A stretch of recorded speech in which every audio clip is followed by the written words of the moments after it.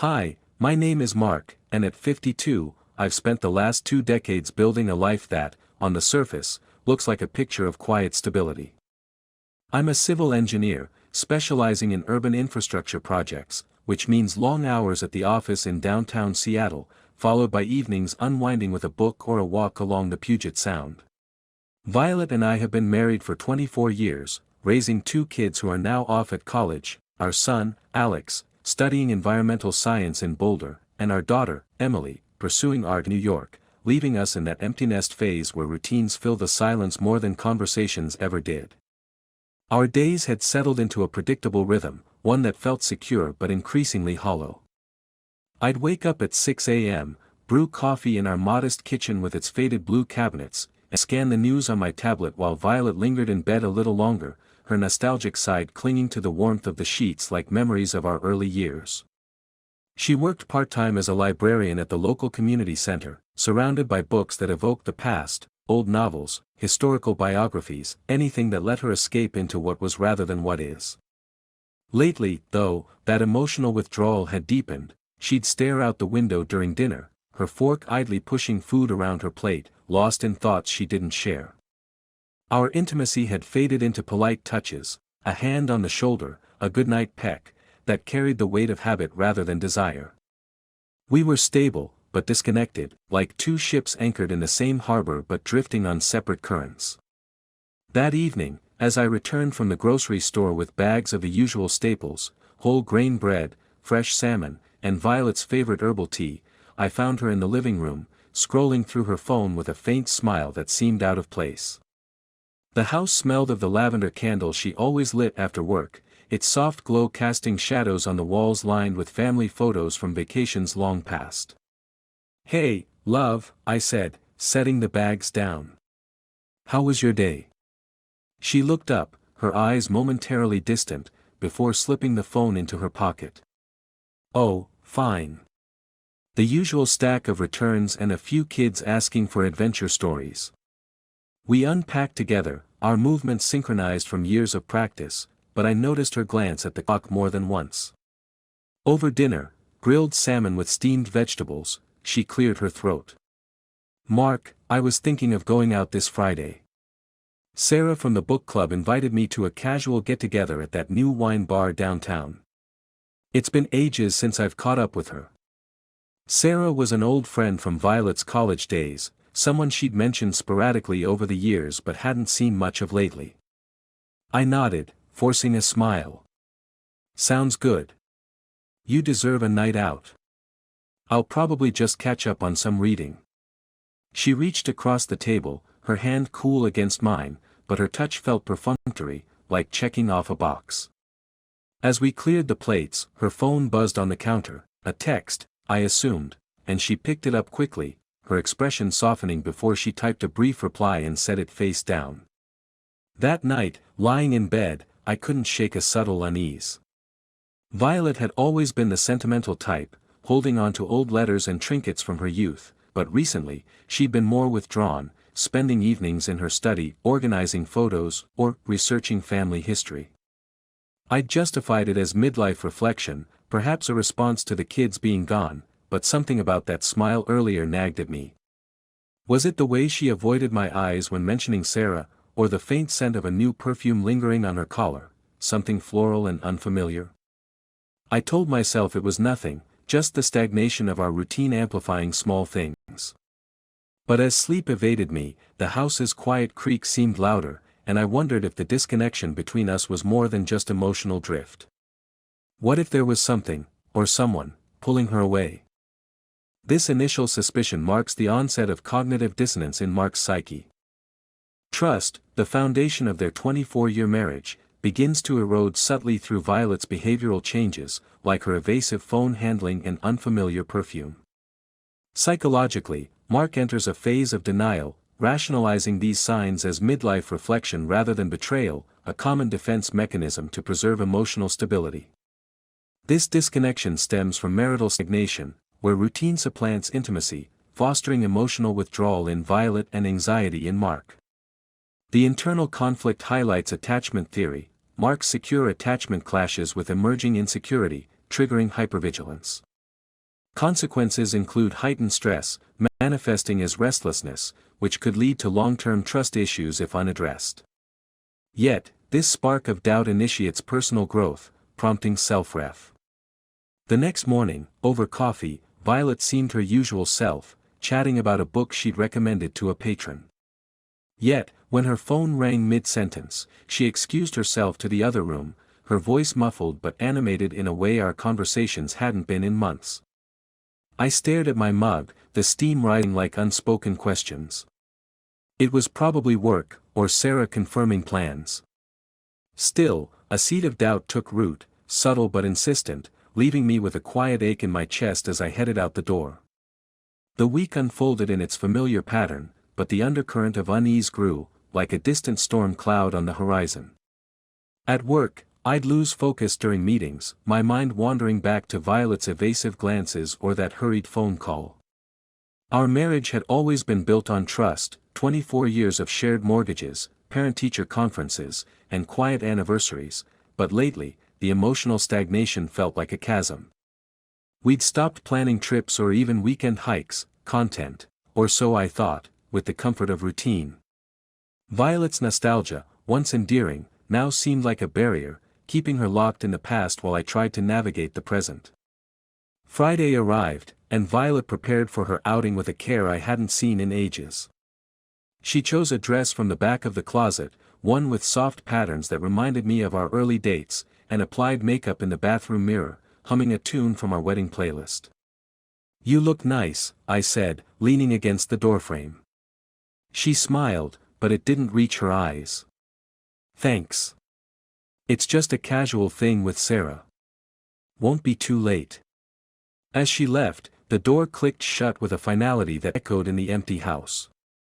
I settled into the couch with a novel, but the words blurred as I checked the clock every half hour. She returned around midnight, her steps light but unsteady, the scent of wine mingling with that unfamiliar perfume. "How was it?" I asked from the bedroom, where I'd been pretending to read. "Fun," she replied, slipping out of her dress. "Sarah's doing well, her kids are thriving." But her voice trailed off, and she avoided details, heading straight to the shower. In the morning, I found her phone charging on the nightstand, a notification lighting up the screen, a message from an unknown number, something about "last night was wonderful." My heart skipped, but when I glanced again, she'd already picked it up, deleting the alert with a quick swipe. Over the weekend, the small inconsistencies piled up. Violet spent Saturday afternoon in her study, door ajar, typing on her laptop with focused intensity. I passed by, offering coffee, and caught a glimpse of her screen, email inbox open, but she minimized it swiftly. "Just sorting old messages," she said, her tone nostalgic as always. "Remembering the good times." But her hands trembled slightly as she accepted the mug. That evening, during dinner, her phone buzzed again, another call she took in the backyard, her laughter carrying through the open window, light and genuine in a way it hadn't been with me. When she returned, her cheeks flushed, she explained it was an old high school friend reaching out after years. "People from the past keep popping up," she mused. "It's like life's circling back." I wanted to believe her. Our disconnection had been mutual, I'd buried myself in work, assuming time would mend the routine's wear. But doubt crept in, manifesting as restless nights where I'd replay her words, searching for cracks. On Monday, while she was at the library, I tidied the study and noticed a stack of printed emails tucked under a photo album, correspondence with someone named J. Harlan, casual at first, reminiscing about college days. J. Harlan. It rang a vague bell, perhaps an old acquaintance. I put them back, chiding myself for snooping. The seed grew roots. Was this reconnection innocent nostalgia, or something more? By midweek, the tension built internally. At work, a colleague noticed my distraction during a project review. "Everything okay at home, Mark?" he asked. I brushed it off, but inside, hope wrestled with worry. Violet's withdrawals felt personal now, evasive answers about her day, a new habit of password protecting her devices. One night, she mentioned another outing, Sarah wants to do coffee next week, catch up more. Her eyes darted away as she said it. My pulse quickened, frustration simmered beneath the surface. Was I paranoid, or was the emotional stagnation masking a deeper betrayal? Here, growing suspicions illustrate the escalation from doubt to active distrust, a psychological spiral fueled by accumulating inconsistencies like deleted messages and evasive answers. Mark's internal struggle between hope and frustration reflects the Kubler-Ross stages of grief applied to betrayal, denial transitioning to anger. Violet's nostalgic personality, seeking past connections, represents escapism from marital routine, potentially indicating avoidant attachment style. Interpersonally, this erodes the couple's bond, with Mark's paranoia risking self-fulfilling prophecy through increased scrutiny. Consequences of such denial include emotional highs and lows, leading to isolation and strained interactions. However, this phase fosters resilience, as Mark's quiet resolve signals emerging empowerment. Psychologically, it highlights confirmation bias. Mark interprets neutral events as evidence, amplifying betrayal's impact. Ultimately, addressing these suspicions promotes growth, teaching the value of evidence-based confrontation over passive suffering. As I lay awake that night, her steady breathing beside me, I felt the first stirrings of anger, not explosive, but a quiet resolve to pay closer attention. The suspicion had become a constant companion, shadowing my thoughts like an uninvited guest. I wasn't the type to jump to conclusions. At 52, I'd learned patience from years of engineering projects where one miscalculation could unravel everything. But our marriage's routine had turned stagnant, intimacy replaced by polite distance, and Violet's nostalgic withdrawals now felt like deliberate barriers. I decided to observe more closely, not out of malice, but a need for clarity. It started small. While Violet was at the library, I accessed our shared cloud storage, something we'd set up years ago for family photos. Amid the folders of vacations and holidays, I found a subfolder labeled Old Memories, recently updated. Inside were scanned letters and emails from decades ago, but one thread caught my eye: exchanges with Joshua Harlan, a name from her college era. The early messages were innocuous, reminiscing about shared classes, mutual friends, but recent ones, from the past few months, grew warmer. "It's been too long," one read. "Thinking of those late-night talks." Violet's replies mirrored the tone: "Life gets in the way, but some connections endure." My stomach tightened. Was this just harmless reconnection, or the spark igniting something forbidden? I closed the laptop, heart racing in the dim light of the study, the silence broken only by the tick of the wall clock. Moral dilemmas swirled, trust versus invasion of privacy, but the disconnection in our marriage pushed me forward. That evening, Violet returned home, her bag slung over her shoulder, and announced another coffee with Sarah. "Won't be long," she said, her voice steady but her eyes avoiding mine. As she left, I followed at a distance, parking a block away from the cafe. Through the window, I saw her, not with Sarah, but with a man in his early 50s, laughing over lattes. Joshua? It looked innocent enough, a friendly chat, but the way she touched his arm lingered in my mind. Back home, I feigned normalcy, but inside, fear and anger churned. The next day, while she showered, I checked her phone, unlocked for once. A text from Joshua: "Can't wait for Friday." Friday? The wine bar outing. My hands shook as I scrolled back, finding deleted threads recovered in the trash, plans for meetings, affectionate sign-offs. But no smoking gun, just enough to fuel doubt. A red herring emerged when Sarah called me at work, asking about Violet's health. She mentioned feeling off last week, Sarah said. They hadn't met recently. The lie hit like a cold wave. Obstacles mounted. Violet noticed my quiet demeanor. "You seem distant, Mark," she said one night, her tone withdrawn. "Work stress?" I nodded, masking my turmoil. Internally, I grappled with pain, disappointment in her, in us. Determination grew. I needed irrefutable proof. Late that night, in the guest room where I'd started sleeping to give her space, I logged into our old email archive from our joint account days. Buried in spam folders were forwarded messages from Violet's personal email, old ones, but recent forwards to herself, perhaps for safekeeping. One from Joshua, dated weeks ago: "Our secret evenings mean everything. Let's keep them ours." Attached was a photo of them at a park, arms linked. The screen's glow illuminated my face in the darkness, a notification chime from downstairs startling me. It was the moment of truth, or close to it. But was there more? A mysterious clue, an email receipt for a hotel booking, cancelled but telling. I saved copies, breath shallow, the house's tense silence amplifying my resolve. Violet stirred in the other room. She was noticing my suspicion, her excuses sharper. As I closed the laptop, a dramatic tension built. Tomorrow, I'd dig deeper, perhaps confront Joshua indirectly. The betrayal's outline sharpened, leaving me with a mix of anguish and steely purpose. Gathering proof represents a shift from passive observation to active investigation, embodying moral dilemmas around privacy invasion versus self-preservation. Psychologically, Mark grapples with ethical conflict, justifying snooping as necessary for clarity amid emotional stagnation. This phase intensifies anguish, blending pain from discovered emails with determination, indicative of post-betrayal trauma response. Red herrings, like Sarah's call, heighten tension, mimicking gaslighting effects and eroding self-trust. Interpersonally, Violet's noticing suspicion creates a cat-and-mouse dynamic, escalating relational power imbalance.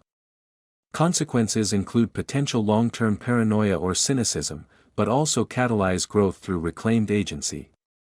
Emotionally, it underscores betrayal's ripple, disappointment in self and partner fosters introspection on shared responsibility for marital drift. This empowerment phase aligns with resilience theory, where adversity builds adaptive coping, preparing Mark for confrontation and eventual healing. The rain drummed on the car roof in a steady, almost soothing rhythm, but inside me, everything was boiling. I sat in the bistro parking lot for 40 minutes, watching the glass fog up from my breath. In my hands, my phone with the screenshot of the last letter open. Our secret evenings are what make life worth living. Let's keep this just ours. Signed, Joshua. Date, 3 weeks ago.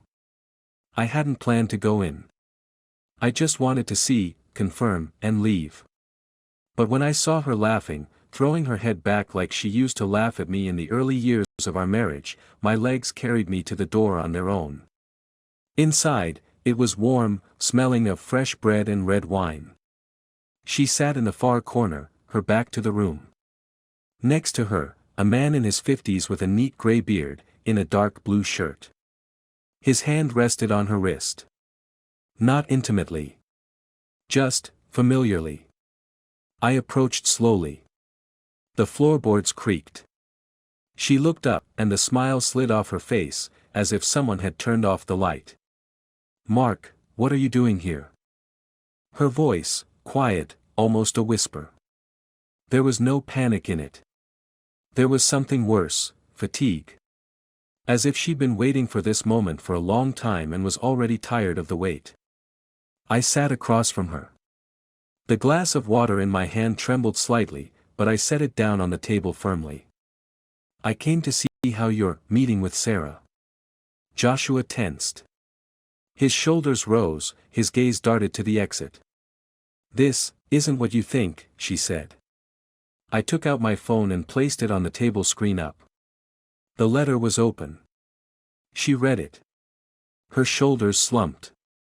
Her eyes filled with tears, but she didn't blink, as if afraid that if she blinked, everything would collapse.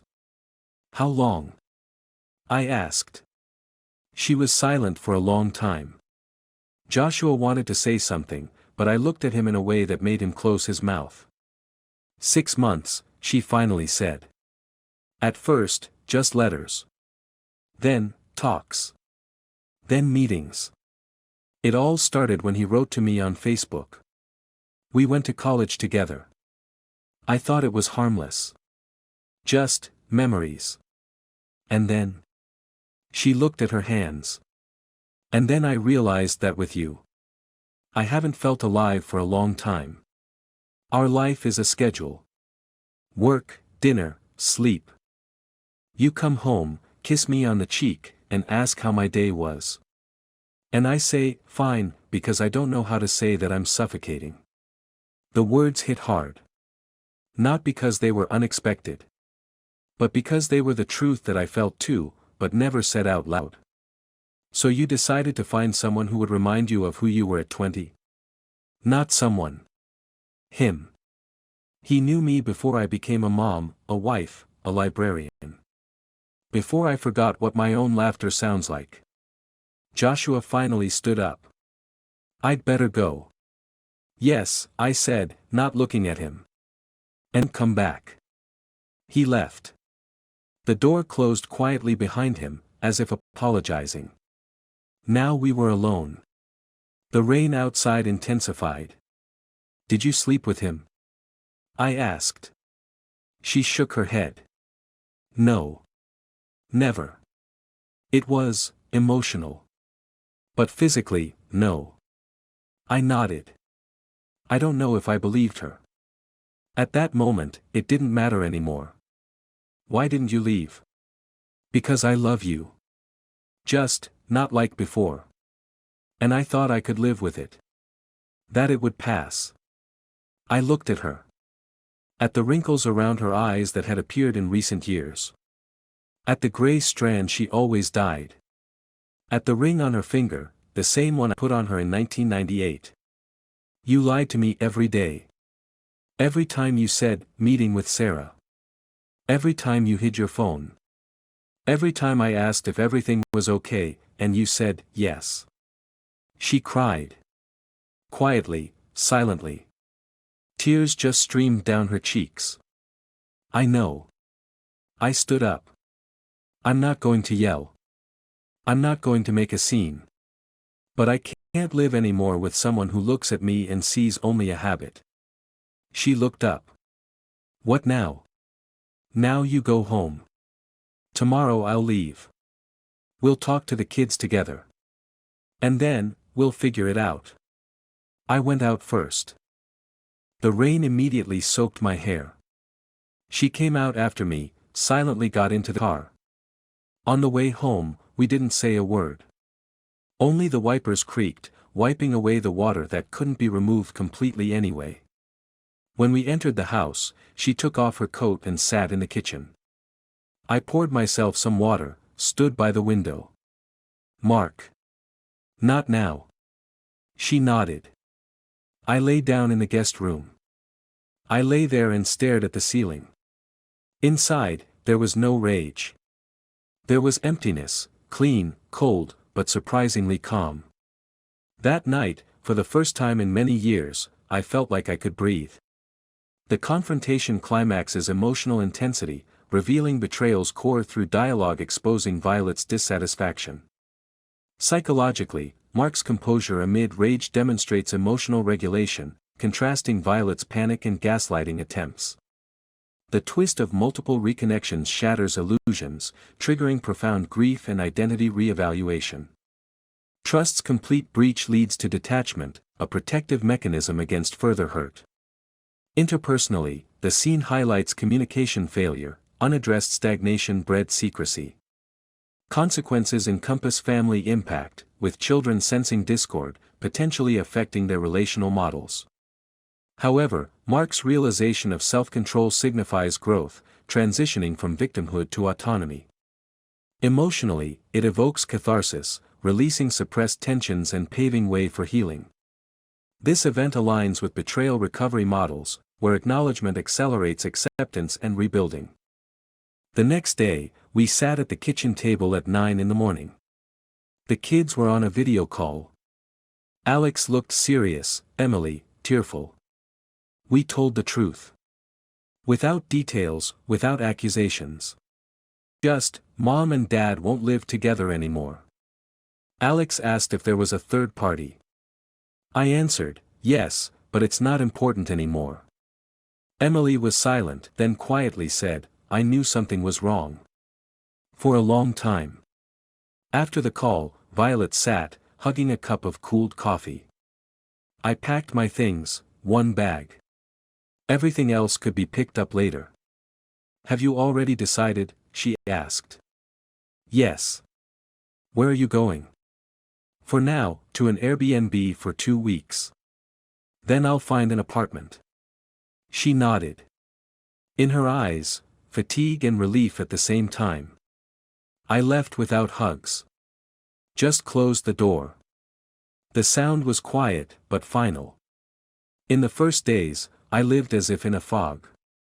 Slept 4 hours, woke up at 4 in the morning, and stared at the ceiling. Ran in the mornings along the bay, 5 kilometers, then 6, then 8.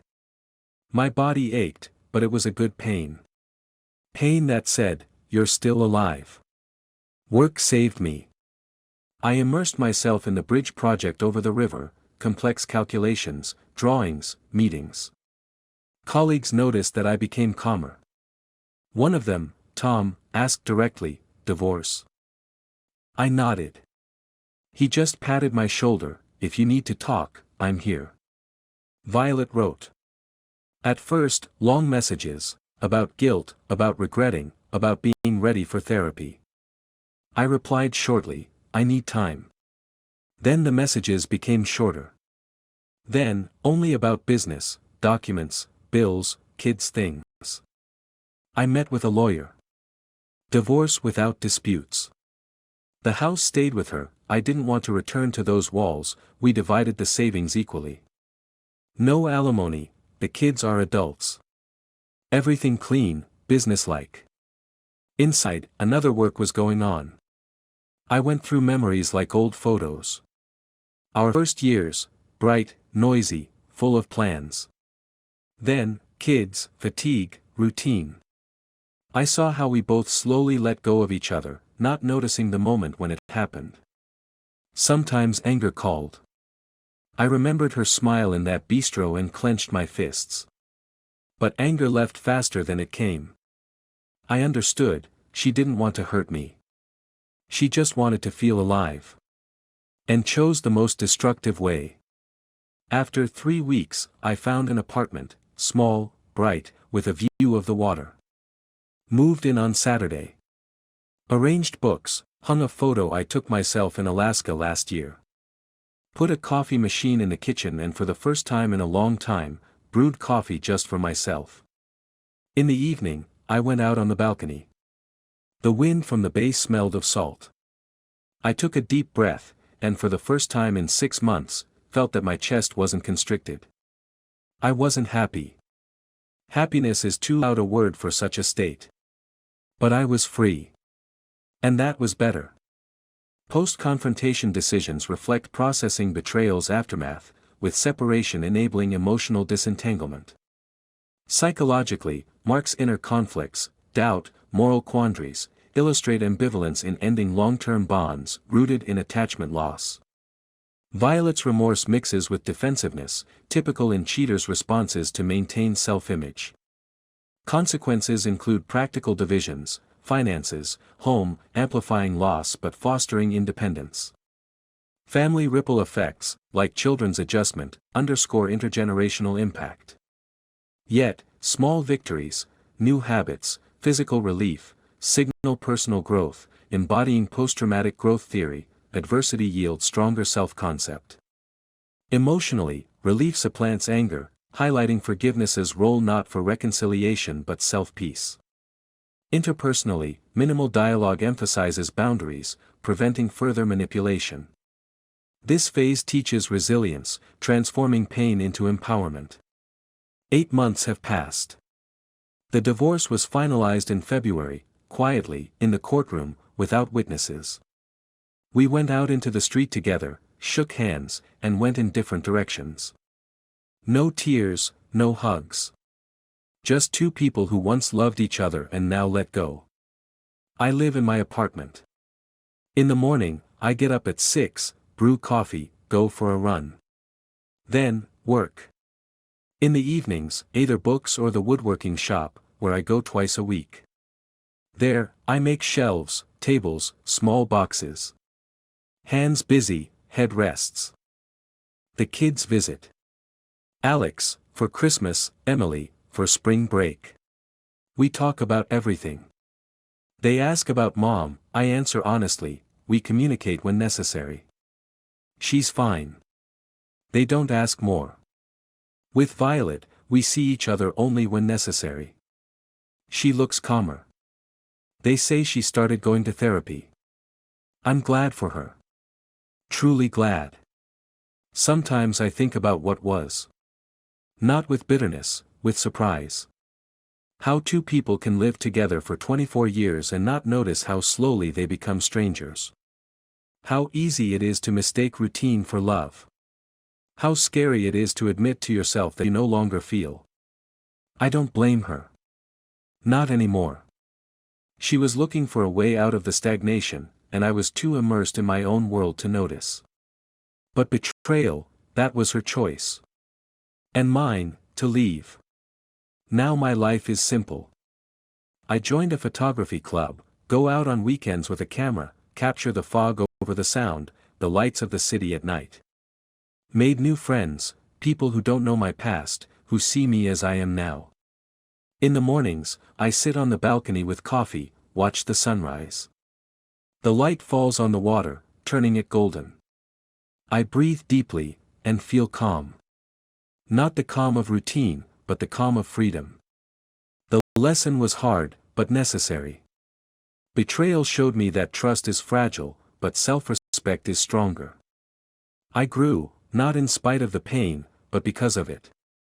Understood that emotional stagnation is a signal, not a sentence. That it's better to be alone than in a lie. There's no bitterness left. Only wisdom. And a quiet hope, for new days, new meetings, new myself. Closure came gradually, like dawn. Now I feel strong, calm, satisfied. Life goes on, and for the first time in years, I'm ready for it. The narrative arc traces Mark's journey from marital stability to empowerment through betrayal. Key themes: eroded trust, denial's pitfalls, betrayal's consequences, and growth, reveal psychological depth. Initial disconnection fosters vulnerability, with suspicions amplifying cognitive dissonance. Confrontation shatters denial, exposing stagnation's role in infidelity. Consequences ripple through family and self, but separation catalyzes resilience, aligning with attachment and grief theories. Ultimately, Mark's reflection embodies post-betrayal growth, wisdom from pain, reclaimed autonomy, and hope.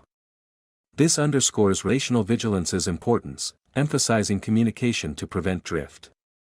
Emotionally, closure provides catharsis, affirming that freedom from deceit outweighs stagnant security, promoting healthier future connections.